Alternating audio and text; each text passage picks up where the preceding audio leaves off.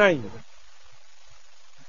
ভবিষ্যতে কোন সরকার যাতে স্বৈরাচারী হয়ে উঠতে না পারে সেজন্য সংবিধান সংশোধন জরুরি।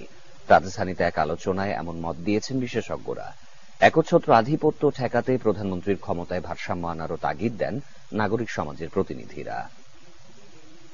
প্রত্যেকের কাছ থেকে 5 মিনিট করে কথা শুনতে চাই। 5 আগস্ট শেখ হাসিনা সরকারকে হটানোর পর ভবিষ্যৎ গণতন্ত্র নিয়ে চলছে আলোচনা। এ লক্ষ্যে ধারাবাহিক সংলাপ করছে সেন্টার ফর গভর্নেন্স স্টাডিজ বা সিজিএস।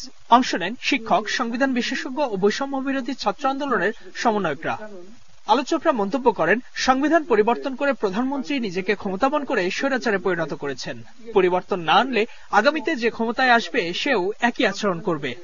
একনায়কত্ব আমরা লক্ষ্য করেছি, সেটা ব্যক্তিকেন্দ্রিক একনায়কত্ব হলো, তার মধ্যে সেগুলো করা হয়েছে সংবিধানের আড়ালে, অর্থাৎ সাংবিধানিক ভাবে পথ পদ্ধতি তৈরি করে সেগুলি করা হয়েছে। সংবিধানে যে পরিস্থিতি তৈরি হয়েছে তাতে ব্যান্ডেড দিয়ে কোনো কাজ হবে না, এটা পুনর্লিখন ছাড়া কোন রকম উপায় নেই। ধ্বংস করা অনেক সহজ, কিছু নতুন করে গঠন করা অনেক কঠিন। আমাদের কথা আছে সারা পৃথিবী জুড়ে যে নতুন করে যখন কিছু লেখা হয় সেখানে যদি আসলে সবাইকে নিয়ে যদি না করা হয়, একপেশে ভাবে যদি করা হয়, ওটা কিন্তু টিকে না। সংবিধান সংশোধন বা পরিবর্তন কিভাবে হবে তা নিয়েও আলোচনা করেন বিশেষজ্ঞরা। তবে কেউ কেউ পরিবর্তনের আইনি ভিত্তি নিয়েও প্রশ্ন তোলেন। আমরা দেখুন কিছু নাই, বেসিসটা কি? অ্যামেন্ডমেন্ট করার ক্ষমতা সুযোগটা কোথায়? কে করবে আপনার অ্যামেন্ডমেন্ট? নতুন সংবিধান কে দিবে? লিগাল বেসিসটা কি? তো যদি কনস্টিটিউয়েন্ট অ্যাসেম্বলির কথা আমরা বলি, গণপরিষদ, তাহলে এই সরকার একটা ইলেকশন দিতে পারে, গণপরিষদ গঠন করে সেই গণপরিষদটা ইন্টিরিম গভর্নমেন্ট হিসেবেও কাজ করবে, প্লাস আপনার সংবিধান রচনা করবে।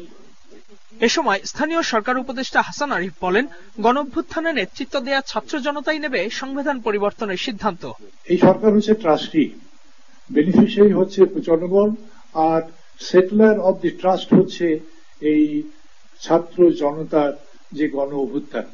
সুতরাং আমাদেরকে এই ছাত্র জনতার কাছে ফিরে যেতে হবে এই সম্পূর্ণ বিষয়ে সিদ্ধান্ত দেওয়ার জন্য। গণতন্ত্র পুনর্গঠনে জাতীয় ও আঞ্চলিক পর্যায়ে সংলাপ করা হবে বলেও জানান আয়োজকরা। Ijazur Rahman, independent news, Dhaka. সুষ্ঠু নির্বাচনের জন্য বর্তমান